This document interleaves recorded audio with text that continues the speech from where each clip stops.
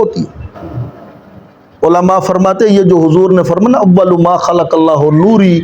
یہ کیونکہ روحیں نورانی ہوتی ہیں، اس لیے دوسری حدیث میں حضور نے اس کی وضاحت کر دی کہ وہ جو نور تھا وہ اصل میں روح تھی۔ اور میں اپنے ذوق میں کہتا ہوں کہ حضور نے فرمایا سب سے پہلے اللہ نے مجھے نبوت بھی عطا فرمائی، اور نبوت بھی ایک نور ہے، نبوت بھی ایک نور ہے۔ آپ نے فرمایا ابھی آدم علیہ السلام بنے نہیں تھے، گارے گل کے درمیان تھے، ان کا پتلا بھی نہیں بنا تھا، اللہ نے مجھے نبی بنا دیا تھا۔ جب حضور کی روح مبارک کو اللہ نے بنایا، غور کرنا اس وقت چاند بھی نہیں تھا، سورج بھی نہیں تھا، ستارے بھی نہیں تھے، دن کا اجالا بھی نہیں تھا، کائنات میں اندھیرے تھے۔ حکیم الامت، امام اہل سنت، ولی کامل حضرت تھانوی رحمت اللہ علیہ نشر و طیب کی فصل اول میں لکھتے ہیں کہ اس وقت پھر اللہ نے چاہا کہ میں پورے عالم کو روشن کروں اور اس میں چاندنا کروں، اس کے اندر نورانیت کروں، اس کے اندر نور کو پھیلاؤں، تو پھر اللہ نے حضور کی روح مبارک کے نور سے ہزاروں سال کائنات کو روشن کر دیا۔ جیسے آج اس کائنات کی روشنی سورج کے ساتھ ہے، سورج کے ساتھ ہے نا بھائی، سورج کی وجہ سے کائنات روشن ہے نا، ابھی یہ دن ہے، اجالا ہے، یہ سورج دے رہا ہے نا، اس کی روشنی سے آ رہا ہے نا، اللہ نے اس کو سبب بنایا۔ اس زمانے میں حضور کی روح مبارک سے ایسے کائنات روشن تھی اور ہزاروں سال روشن رہی۔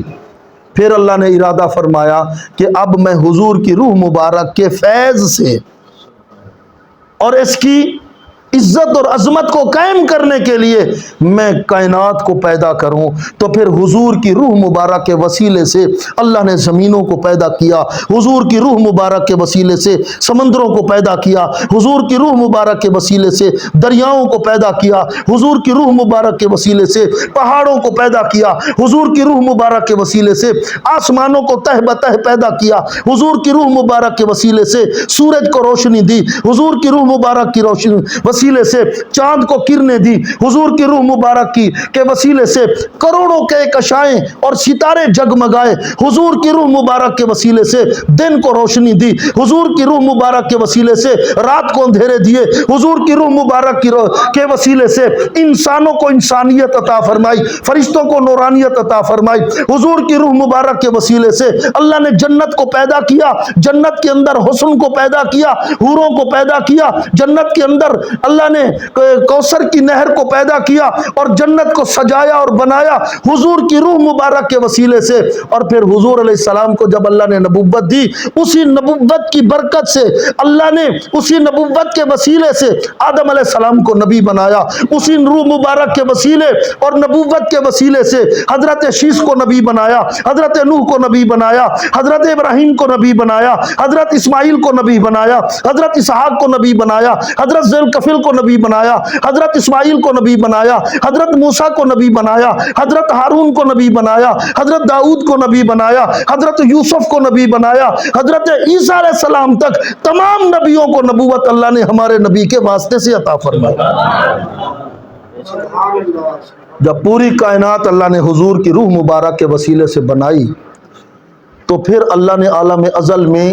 2 جلسے کیے، جیسے اب یہ ہم جلسہ کر رہے ہیں، ایسے 2 جلسے۔ ایک جلسہ اللہ نے اپنی ربوبیت کے لیے کیا، سب کو جمع کیا،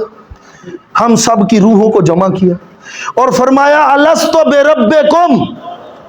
او میری مخلوق بتاؤ میں تمہارا رب ہوں کہ نہیں؟ ہم سب نے کہا قالوا بلا، اللہ تو ہمارا رب ہے، ہم گواہی دیتے ہیں تو ہمارا رب ہے، تو ہمیں پالتا ہے۔ یہ ہو گئی ختم، یہ مجلس ختم ہو گئی۔ پھر اللہ نے دوسرا جلسہ کیا، اجتماع کیا، اس میں صرف اللہ نے نبیوں اور پیغمبروں کو جمع کیا، ان سب کو جمع کر کے فرمایا وَإِذَا أَخَذَ اللَّهُ مِيثَاقَ النَّبِيِّينَ لَمَا آتَيْتُكُم مِّن كِتَابٍ وَحِکْمَةٍ، میرے نبی اور رسولوں، مختصر کروں، میں دنیا میں تمہیں بھیجوں گا، نبوت دوں گا، کتابیں دوں گا، رسالت دوں گا، پیغمبریاں دوں گا۔ سنو، اگر میرا نبی محمد رسول اللہ آ جائے تو تم نے اپنی نبوت رسالت کا پرچار چھوڑ دینا ہے، اس پر ایمان بھی لانا ہے اور اس کی نبوت اور شریعت کی دعوت بھی دینی ہے۔ غور کرنا، اعزاز کتنا بڑا ہے۔ باقی نبی ہیں حضور نبی و الانبیاء ہیں، باقی نبی ہیں حضور زمینوں کے بھی نبی ہیں، آسمانوں کے بھی نبی ہیں، حضور سورج کے بھی نبی ہیں، حضور چاند کے بھی نبی ہیں، حضور حوروں کے بھی نبی ہیں، حضور فرشتوں کے بھی نبی ہیں، حضور انسانوں کے بھی نبی ہیں، حضور جنات کے بھی نبی ہیں، کائنات کی ہر چیز کے نبی، جس کے اللہ خدا ہے حضور اس کے مصطفیٰ ہے، حضور اس کے نبی ہے، اور جس کے حضور نبی اور پیغمبر ہے، حتیٰ کہ حضور نبیوں کے بھی پیغمبر ہیں، وہ نبی ہیں، حضور نبی و الانبیاء ہے۔ یہ ہے عظمت۔ ابھی حضور پیدا نہیں ہوئے، پہلے وعدہ لیا جا رہا ہے۔ پھر آدم علیہ السلام کو پیدا کیا، آپ کو جنت میں بھیجا اللہ نے۔ آدم علیہ السلام سے اللہ نے فرمایا اے آدم جنت میں جہاں چاہو رہو مزے کرو، لیکن اس درخت کے قریب نہیں جانا،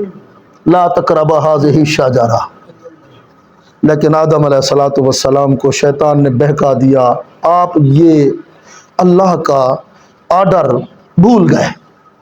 فناسیہ قرآن کہتا ہے 16ویں پارے میں، فناسیہ آدم علیہ السلام بھول گئے اور اس درخت کے اس پھل کو کھا بیٹھے۔ جب کھا بیٹھے بھول کر، تو کیونکہ مقام اور شان بڑا تھا، اللہ پاک نے پھر تنبیہ فرمائی تو آپ کو زمین پر بھیج دیا۔